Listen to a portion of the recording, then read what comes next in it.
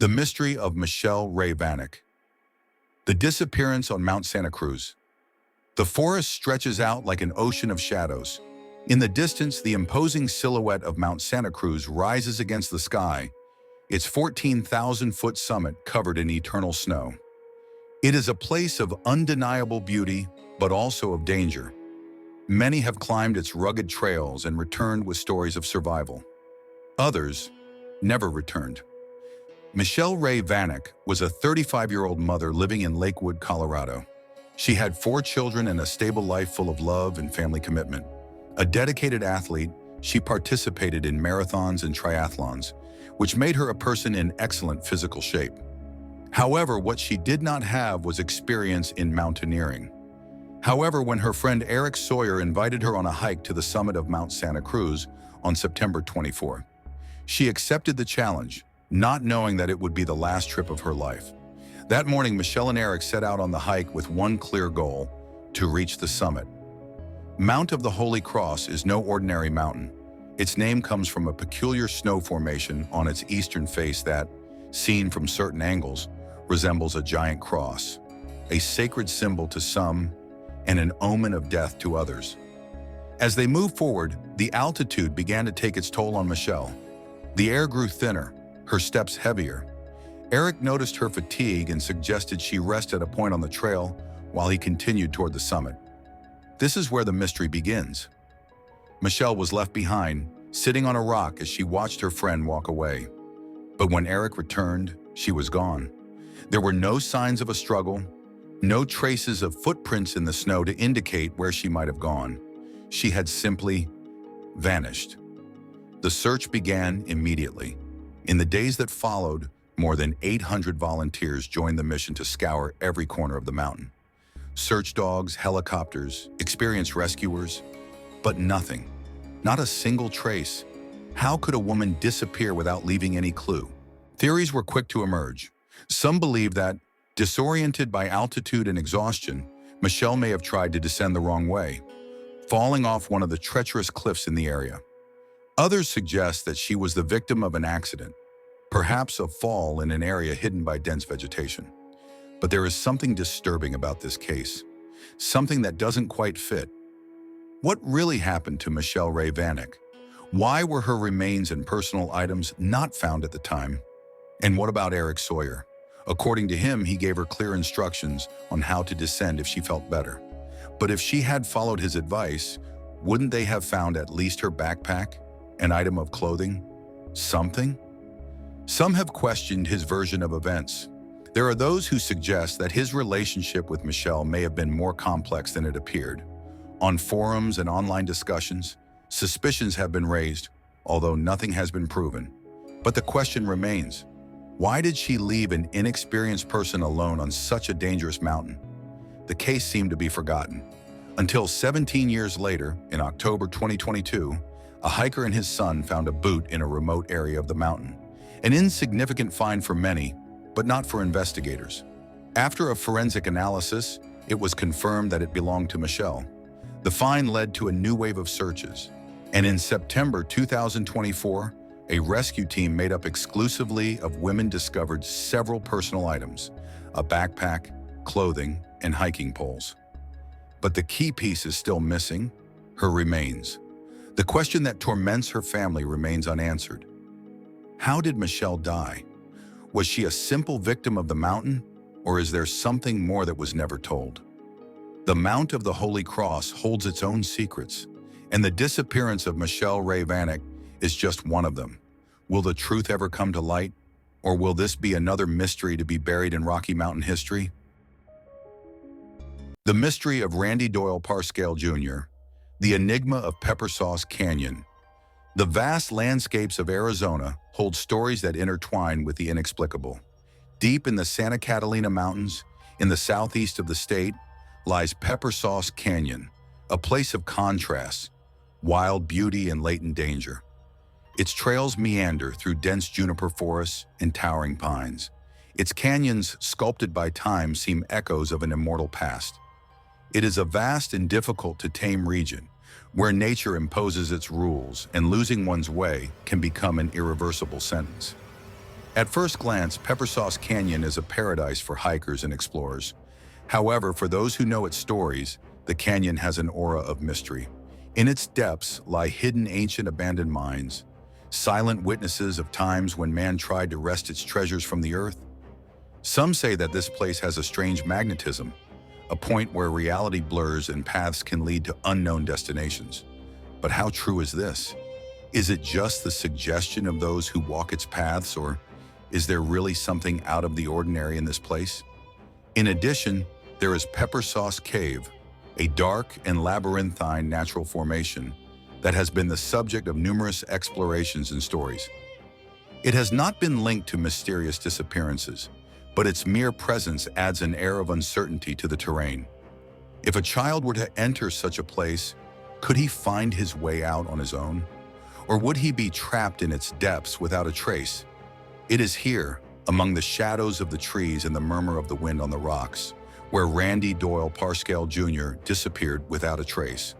On April 7, 1979, Randy, a 10-year-old boy, went on a hike with his grandfather and his two brothers to this remote canyon. What promised to be a day of adventure and exploration turned into a mystery that has baffled researchers and his family for more than 4 decades.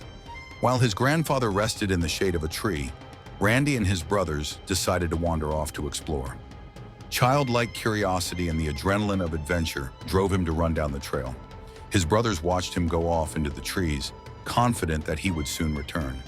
But Randy never returned. The disappearance was instantaneous, as if the earth had swallowed him up. In such a vast place, getting lost is a possibility, but the disturbing thing is that his trail vanished abruptly. The family and rescue teams launched one of the most extensive searches in the state's history. Trained dogs, helicopters, and hundreds of volunteers searched every crevice and every trail in the canyon for almost a week, and yet they found not a clue, not a piece of clothing, not a shoe, only a trail of footprints that stopped short at a dirt road. How is it possible for a child to disappear without leaving a single trace? What could have happened in that short interval of time? This is where theories begin to diverge. Some claim that Randy, disoriented, may have fallen into one of the abandoned mines in the area. There are dark passages, forgotten tunnels that sink into the earth like labyrinths with no exit. However, searches with specialized mine rescue teams found nothing. If that were the answer, how is it possible that not a trace of his presence has been found? Do the mines hide deeper secrets than we imagine? Others believe a wild animal may have attacked the boy, but there were no traces of blood, nor signs of a struggle. Could a predator have managed to take a child without leaving any evidence on the ground? The most chilling theory is that of a kidnapping. The tracks that stop abruptly on the dirt road could indicate that Randy was picked up by a vehicle. But if someone took him, why did no one see anything? How is it possible that in broad daylight, in a limited access area, someone could kidnap a child without anyone noticing? If that was the answer, was it an opportunist or someone who knew the family and their movements? Decades have passed and the mystery remains intact. His family never stopped looking for answers, but time has only brought silence. Did Randy get lost in the immensity of Peppersauce Canyon? Did he fall into a deep hole from which he could never get out? Or was it taken away by someone who knew the area well enough to erase all evidence? Peppersauce Canyon still stands, imposing and eternal, and with it, the enigma of a boy who went out to explore and never returned. The question that still echoes among its mountains is the same one we ask ourselves today. What really happened to Randy Doyle Parscale Jr.? Do you think this case can ever be solved? Or will it be another story that will remain shrouded in mystery forever? The mystery of DeOrr Kunz Jr. Disappearance in Salmon Chalice National Forest. In the heart of Idaho, where nature still rules the land, lies the Salmon Chalice National Forest. With more than 17,000 square miles of mountainous terrain, rushing rivers, and thick coniferous forests, this vast landscape seems impenetrable. It is a place that inspires admiration and respect, but also hides secrets in its thickness. Within this majestic setting lies the Timber Creek Campground, a remote site near the small town of DeOrr. Here, amid the sound of the wind filtering through the trees and the murmur of the water winding through the rocks, A mystery was born that to this day remains unanswered. A 2-year-old boy disappeared without a trace, as if the earth itself had swallowed him up. It was July 10, 2015. The Kunz family decided to spend a weekend in the wilderness, getting away from the city routine. At the camp were the little boy's parents, Jessica Mitchell and Vernal DeOrr Kunz, great-grandfather Robert Walton, and a family friend, Isaac Reinwan. Everything seemed to be going on as normal until, in an instant, little DeOrr was out of sight. Versions of what happened vary. According to his parents, while they were exploring a nearby area of the camp, they left DeOrr with his great-grandfather. However, the old man said he thought the boy was with his parents. Was there a misunderstanding in supervision, or is there more to the story? The disappearance of a 2-year-old boy in such a vast and dangerous environment sparked an immediate search. Authorities deployed rescue teams, sniffer dogs, and helicopters to comb every corner of the area. Rivers, trails, and rocky areas were explored, but not a single trace of the boy was found. There were no footprints. There were no abandoned clothes. There were no clues. This is where the mystery deepens. How could such a small child disappear without leaving any sign of where he might have gone? In most cases of loss in the wild, at least fragments of clothing or clues to his whereabouts are found. But in DeOrr's case, it was as if he had been wiped off the map. Theories about his disappearance have divided opinions. Some suggest he was the victim of an attack by a wild animal, although no traces of blood or signs of a struggle were found. Others believe he may have fallen into a stream or a rocky area and been swept away by the current. But searches of nearby bodies of water yielded no results. Could it have been an accident for which evidence was simply never found? Then, the most chilling hypothesis emerges: kidnapping or the possible involvement of someone close to the child. From the beginning, inconsistencies in the parents' statements raised doubts among investigators. Their stories changed over time, and there were details that seemed not to fit. Some detectives believe there is information that was never fully revealed. Is it possible that someone in the group knows more than they have said? Years have passed, and the case remains without answers. There are no remains, no conclusive evidence. Only questions remain that echo in the vastness of the forest. What really happened to DeOrr Kunz Jr.? Was he the victim of a tragic accident, an unexpected attack, or did someone make him disappear? And most disturbingly, if someone took him, where is he now? The Salmon Chalice National Forest remains unchanging, a silent witness to this enigma.